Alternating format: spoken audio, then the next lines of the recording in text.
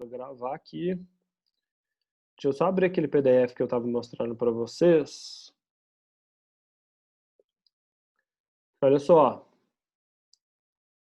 um minuto. Olha só, eu estava discutindo com vocês no primeiro horário sobre as causas dessa crise de 29, certo? Aquela questão e aquela situação da superprodução, ok? Para a gente finalizar a aula de hoje, eu queria que vocês entendessem quais são as consequências disso, certo? Qual é o impacto dessa grande crise e como é que a gente precisa entender essa consequência para a gente sacar todos os movimentos que vão aparecer no mundo. Quais movimentos? A gente só vai entender o nazismo, o fascismo, o Vargas, né, aqui no Brasil, se a gente entender as consequências dessa crise econômica. E por que que isso aqui é um detalhe? Né? Por que que é importante a gente estudar sobre isso? Porque nós, de novo, foi o link, né, a relação que eu tentei fazer para vocês aí no primeiro horário, na primeira aula, é de que nós, o mundo atual, estamos passando por uma crise tão grande quanto a crise de 29. E eu queria que vocês entendessem que a consequência da crise de 29, ela teve uma catástrofe imensa. Foi ela que permitiu que governos totalitários, né, que o nazismo e o fascismo acontecesse.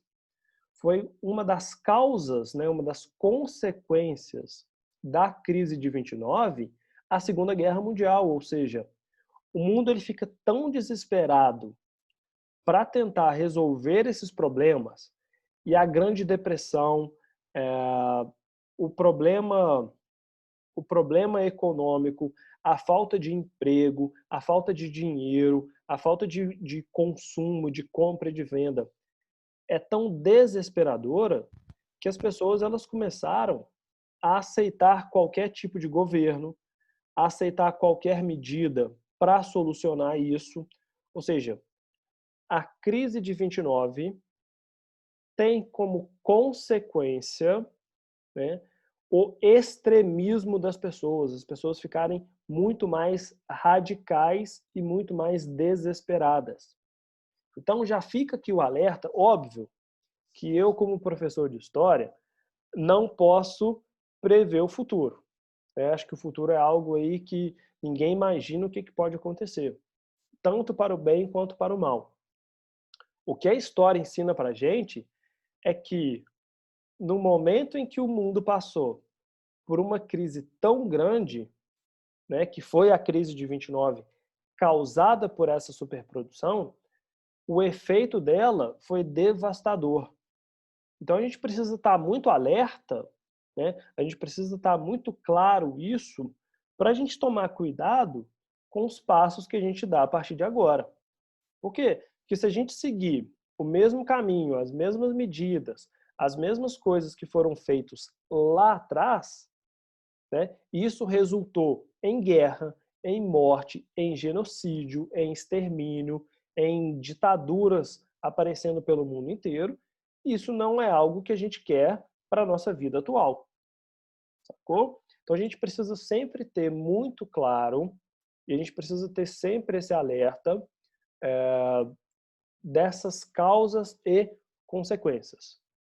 Eu já chamei a atenção de vocês na primeira aula de que, diferente do que a gente está passando hoje, a crise de 29 ela foi causada pela superprodução, tá?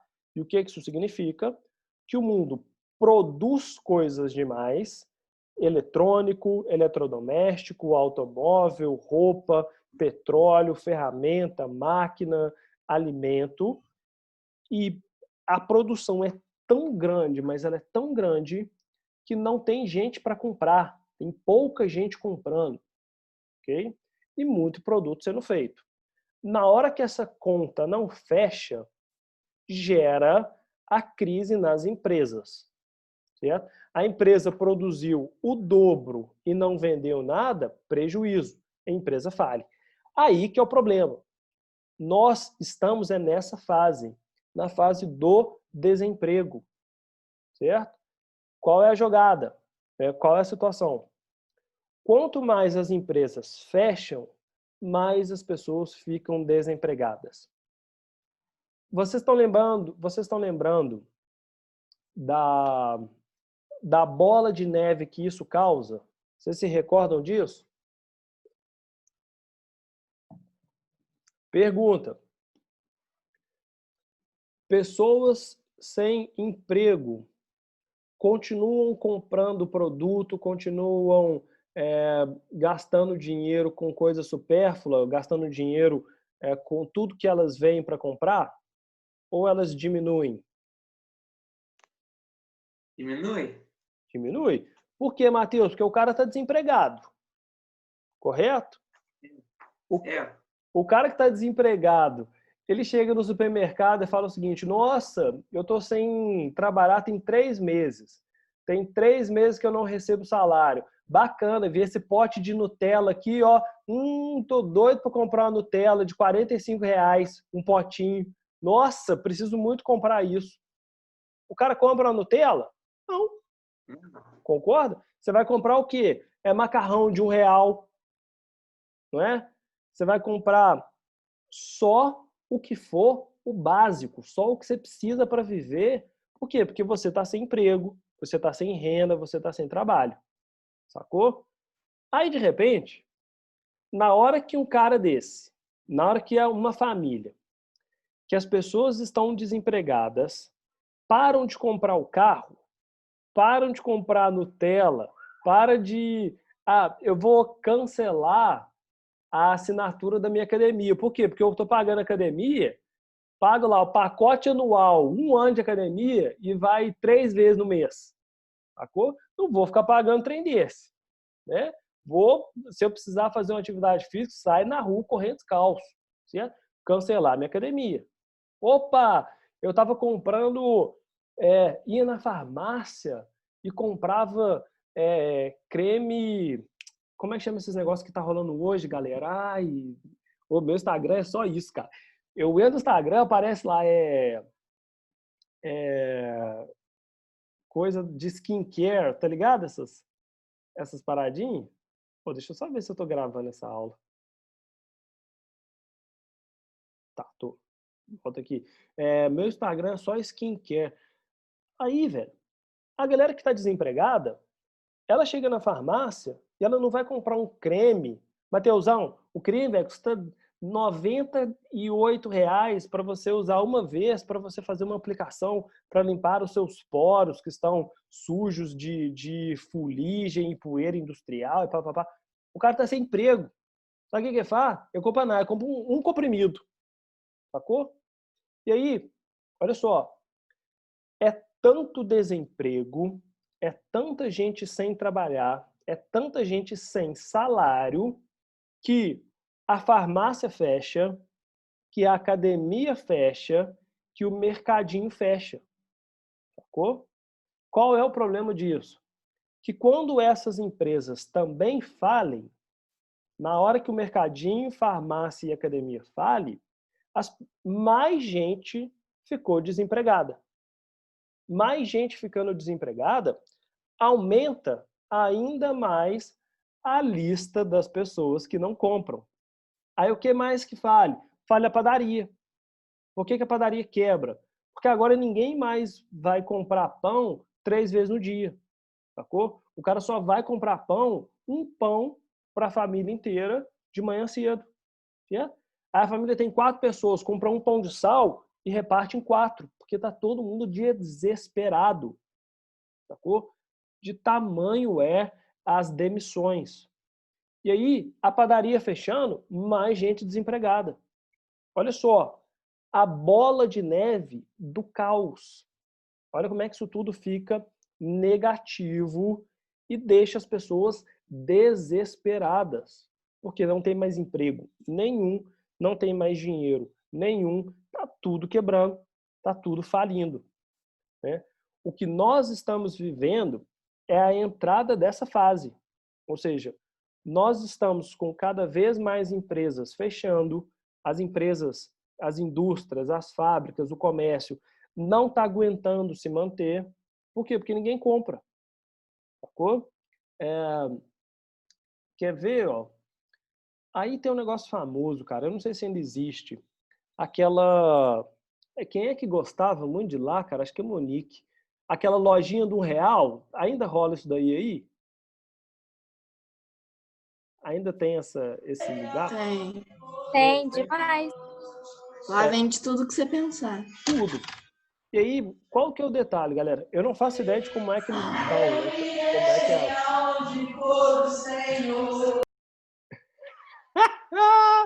Ô, Duda! Oi. Manda meus parabéns aí pra essa cantora. Minha mãe. Manda um abração para ela, fala que está entradíssima na nossa aula de história, para ela entrar na história. Entendeu? Louvar o Senhor! Ai, enfim. Ô, galera, eu não sei como é que anda a situação da tal da loja de R$ 1. Mas vocês concordam que ela vende de tudo, certo? Tem o que a gente precisar, o que a gente imaginar, mas é um lugar que a gente só compra produto lá quando a gente está batendo perna, certo? A gente está andando na rua. Aí, vocês estão o dia inteiro aprontando lá perto da pracinha. Aí, na hora de ir embora, fala o seguinte, opa, eu tenho R$ 1 no bolso, por que que eu não passo lá no real e compro um pacote inteiro de bolacha, biscoito, certo? Acabou de comprar um produto porque estava lá perto, sacou? Qual é a fase que a gente está passando? Com a nossa civilização, com a nossa sociedade em isolamento, com ninguém caminhando na rua, com as pessoas comprando menos, as pessoas elas entram menos no R$ 1, sacou? Por quê? Porque elas não têm mais que estar batendo perna na rua porque tem uma doença que se espalha. R$ 1 fecha. E aí R$ 1 fechando demite as pessoas. R$ 1 comprava produto de um monte de lugar, sacou? E agora não compra mais. E aí os locais que ele também comprava, fecham. Certo? Isso daí vai virando um grande problema da nossa economia. Isso é a consequência da quebra da Bolsa de Nova York, do crash da Bolsa de Nova York. O aumento do desemprego, as empresas falindo.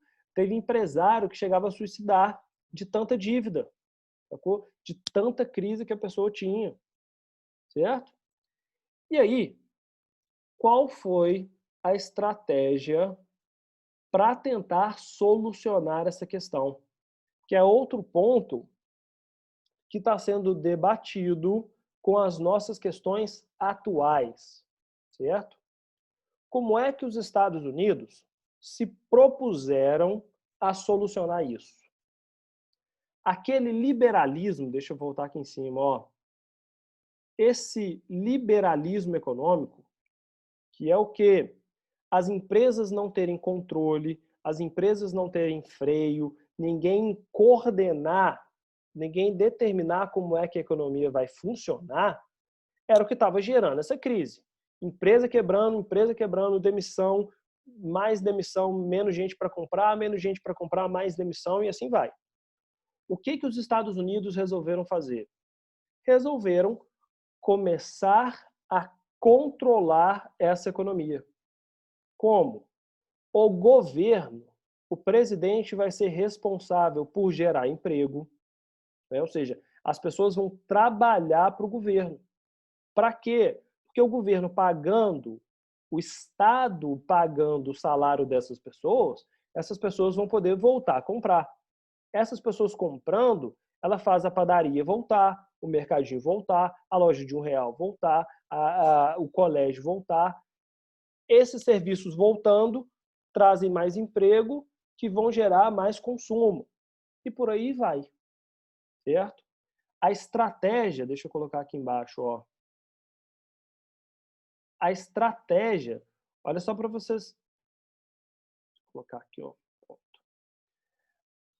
A estratégia que os Estados Unidos adotaram, ela foi chamada de New Deal, ou seja, o novo acordo.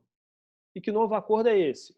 O Estado vai controlar a economia, o Estado vai gerar emprego, o Estado vai distribuir dinheiro, porque com dinheiro as pessoas voltam a comprar, certo?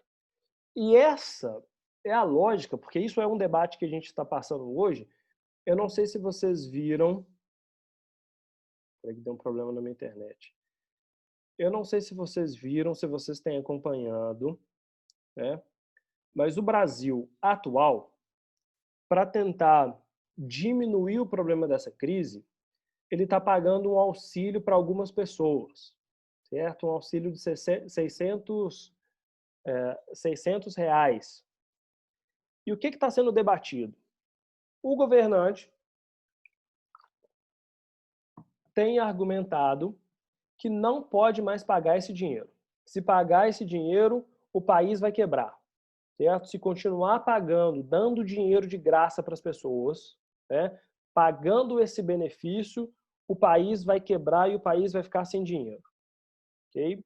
E que se continuar pagando esse benefício, o Brasil vai se endividar. Qual é o problema? O que o New Deal mostrou para a gente? O que o New Deal soluciona esse problema? É que se o governo não interferir, se o governo não gerar dinheiro, não der emprego e não der dinheiro, o governo vai quebrar. Por quê? Porque se ele não fizer isso, as pessoas não vão ter dinheiro, as empresas falem, não vai ter trabalho e a crise é muito maior. Ou seja, é melhor você endividar o país e deixar as pessoas com emprego e com renda, porque com dinheiro e com renda as pessoas voltam a gastar. Voltando a gastar, a economia volta a circular.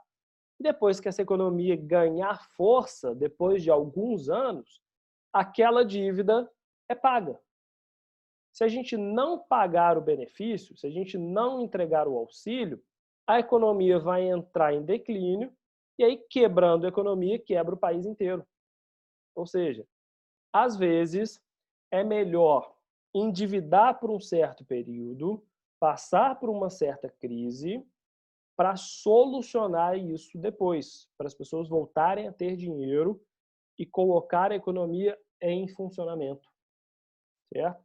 Então, fica aí essa questão para esse debate, ok? Se vocês lerem notícia, se vocês tiverem acesso à informação em que encontrem a discussão sobre se é importante continuar pagando o auxílio para as pessoas, mesmo as pessoas em casa ou não, lembrem-se do que o New Deal fez para solucionar essa crise. Ou seja, colocar dinheiro para as pessoas terem literalmente para onde gastar. Né? Gasta com bobagem, vai comprar calça cara, vai comprar Nutella, faz o que quiser. Né? Óbvio que quanto melhor você investir, melhor para você, mas a ideia é entregue dinheiro para as pessoas gastarem. Por quê?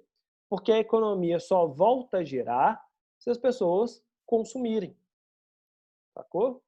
Então, essa foi a estratégia dos Estados Unidos, certo? Eu preciso lembrar que nem todos os países seguiram essa mesma noção. A Alemanha, que a gente vai ver daqui uns dias, ela faz a mesma proposta, só que ao invés dela entregar dinheiro para as pessoas e entregar auxílio, ela vai criar fábrica de arma. Ou seja, contratar todo mundo que está desempregado para trabalhar nas indústrias de produção de arma, de produção de tanques de guerra, de submarino e navios. Certo? A ideia é a mesma, gerar emprego. Ou seja, as pessoas trabalham para o Estado. Né? O Estado está interferindo, o Estado está controlando isso. No caso dos Estados Unidos, entrega renda, entrega dinheiro para as pessoas terem trabalho e gerar produção. No caso da Alemanha, o governo, o Hitler, vai contratar as pessoas para produzirem armamento, produzirem todo um aparato militar para gerar emprego e gerar, né, além de gerar riqueza, gerar um exército e armas cada vez mais fortes, o que depois tem essa consequência que a gente pega logo em seguida. Galera, até aqui, vocês estão relembrando dessas questões, estão familiarizados com esses termos, lembram do New Deal, da superprodução, desses acordos todos, está tranquilo? Para mim tá tudo tranquilo. Ótimo. Nenhuma dúvida, podemos ir para o almoço, certinho?